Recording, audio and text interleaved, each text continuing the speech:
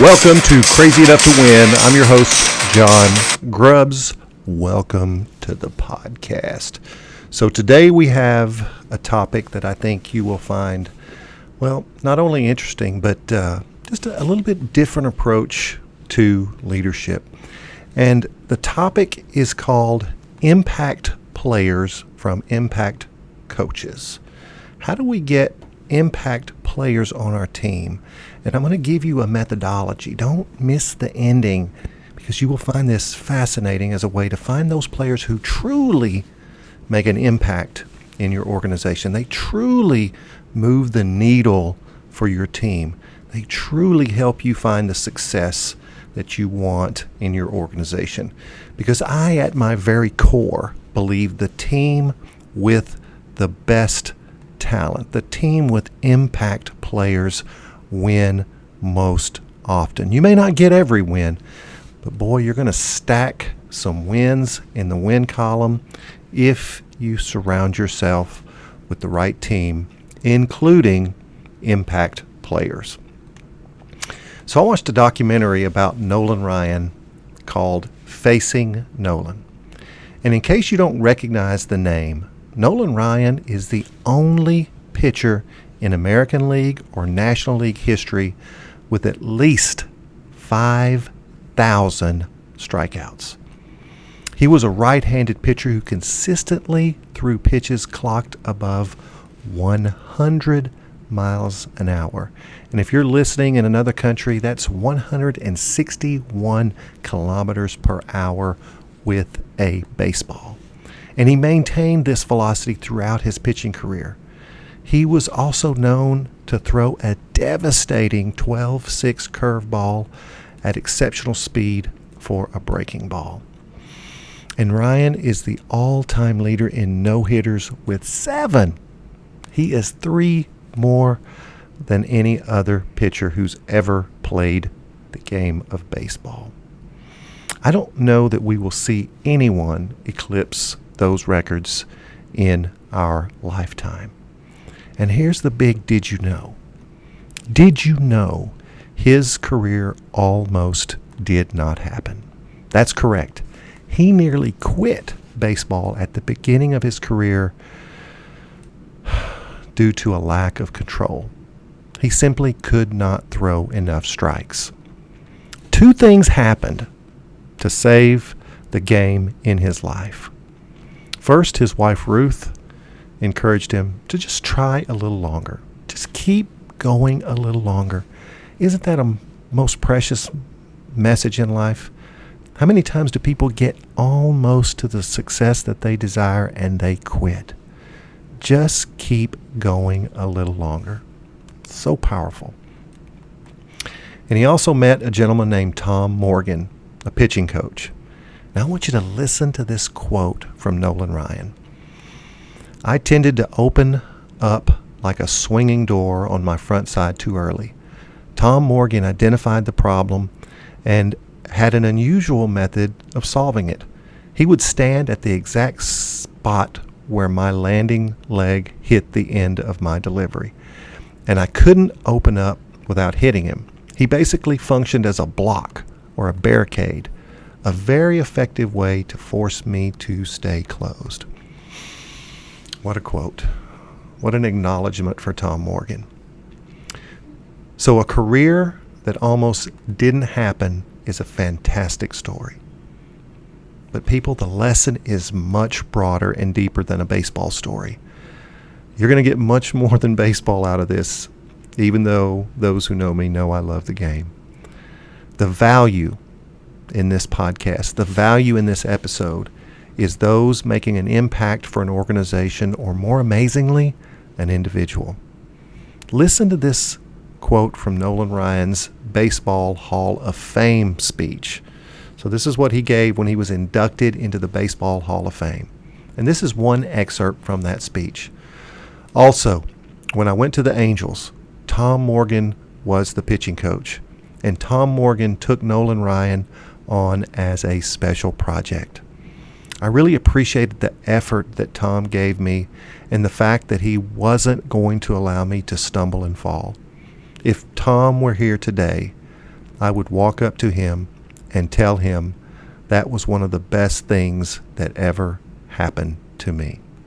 Wow, what acknowledgement. So Tom happened to Nolan. So many businesses today are struggling to fill open vacancies. They're searching for capable talent. Some are searching for experience to improve their organization. Others are seeking key executives to take the torch from a founder or leader moving on in life. But are they searching for impact players? That's the question I want you to get from today's episode.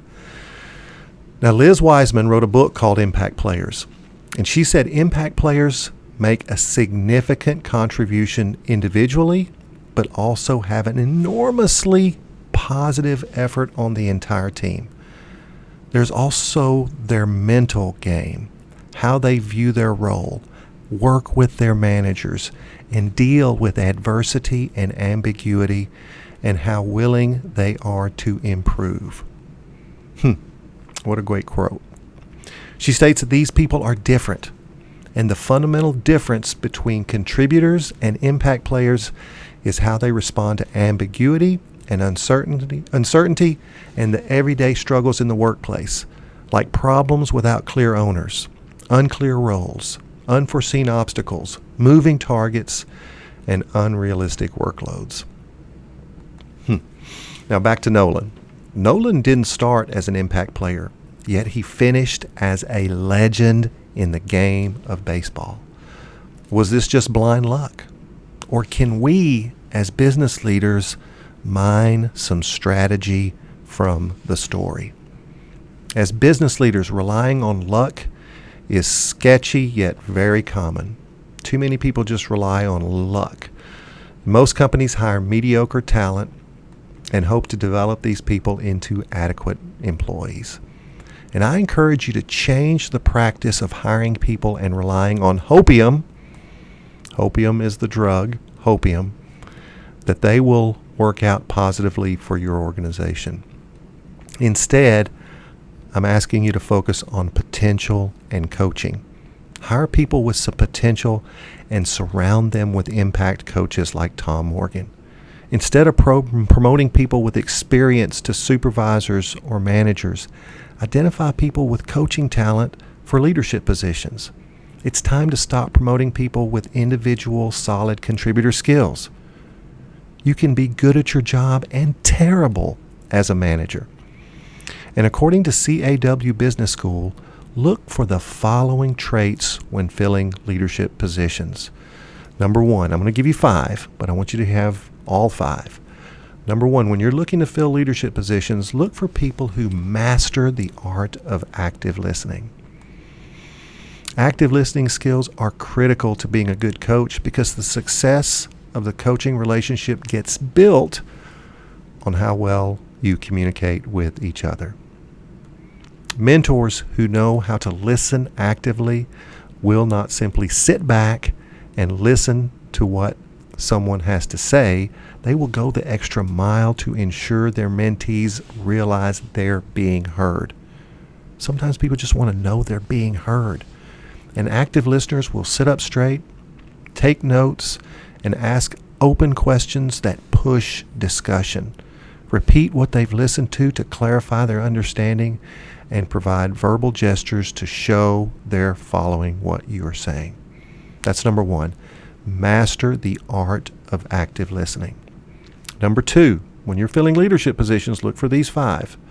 Number 2, they're willing to share skills, knowledge, and expertise. People who are not just in it for themselves and genuinely care about the success of a business make the best coaches because they're not greedy or coy with skills and experience they have to offer. Instead, they're actively invested in the success of others in the organization. They want to see people do well and are willing to teach others what they know to help them. Powerful.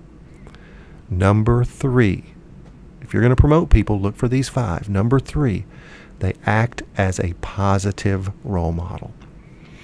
More than anything else, good coaches should be good role models to the people they're developing.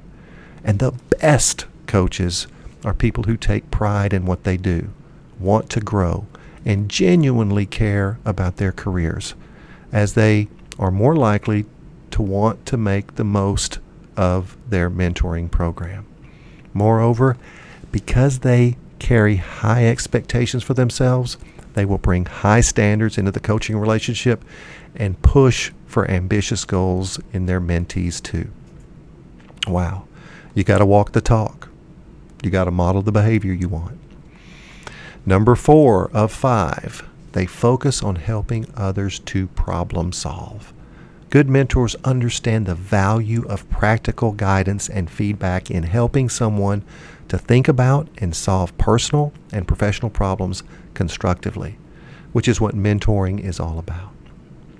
What's more, they can ask the right questions and prompts that allow others to understand their strengths and weaknesses to set career goals for themselves.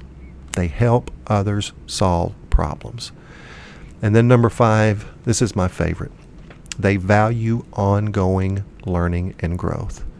Good mentors know that they can learn something from anyone and actively look out for opportunities for further education.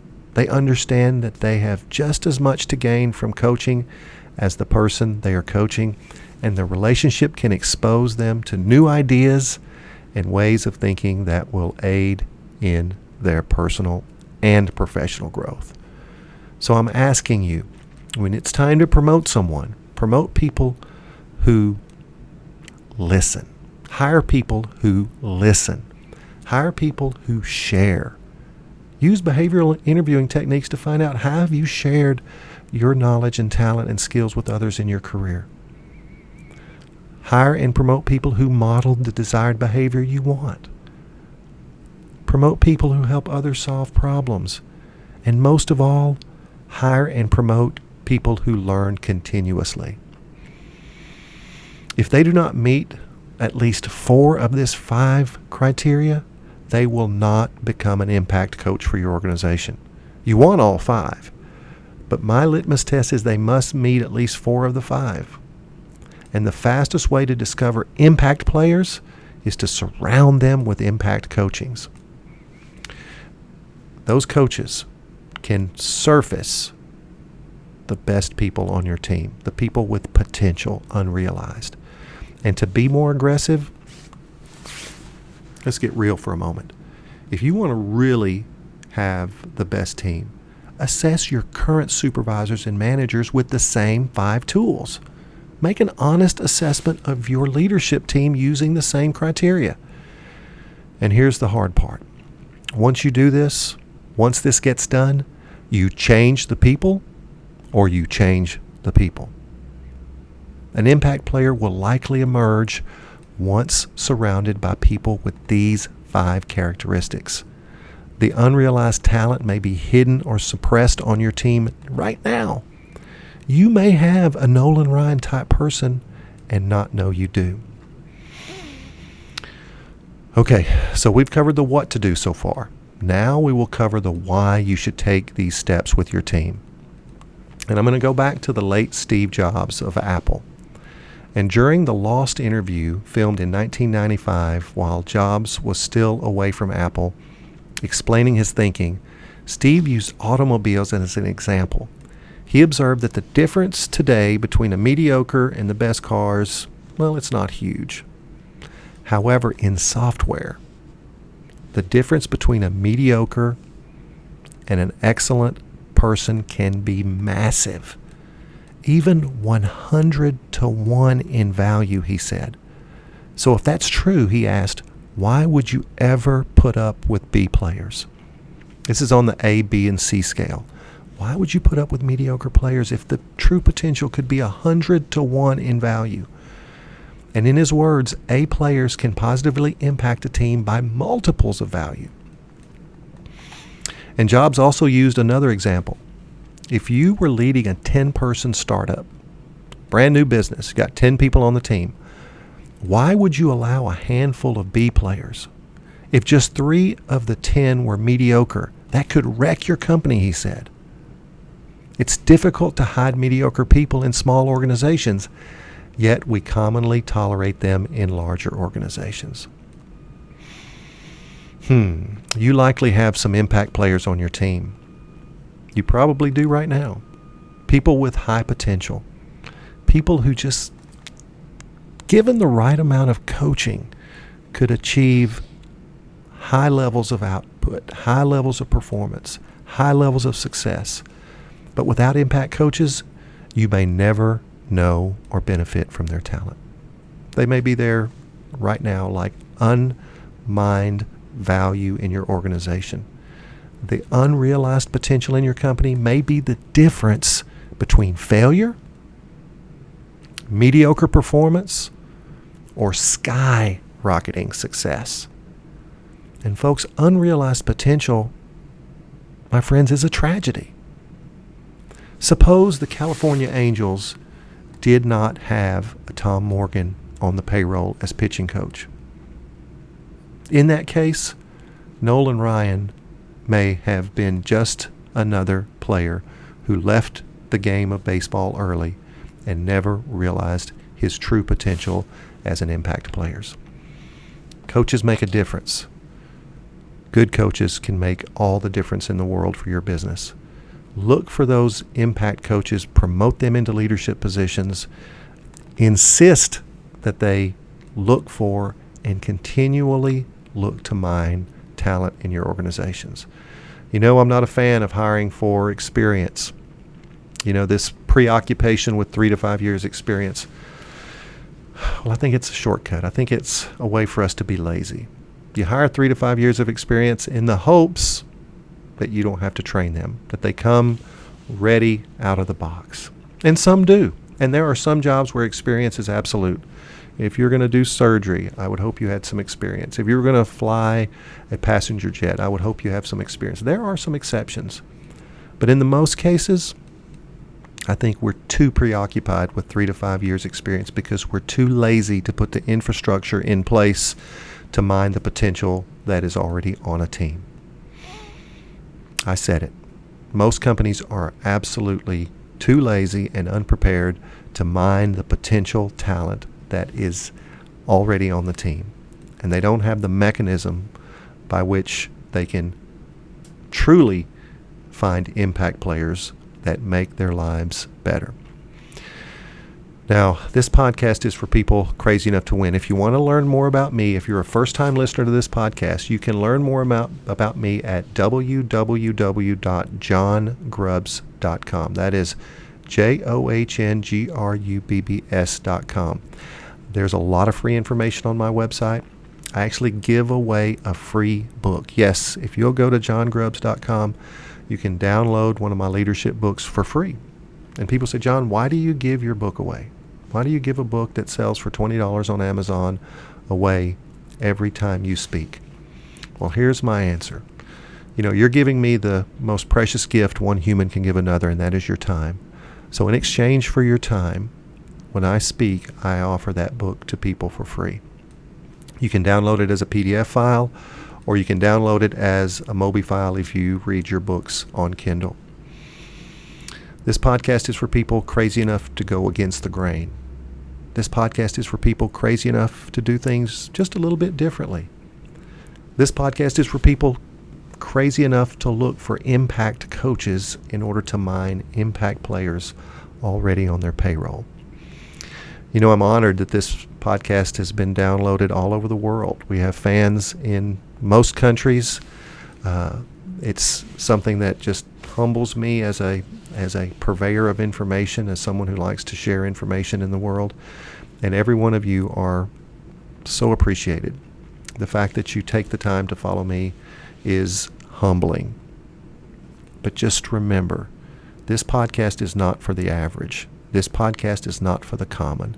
This podcast is not for the ordinary humans in the world. This podcast is for people who intentionally move against the norms in society. This podcast is for people who insist upon excellence. They insist upon being other than ordinary, not just extraordinary, but in my case, I encourage people to be anti-ordinary. That is different on purpose. This podcast is for people crazy enough to win. Until next time.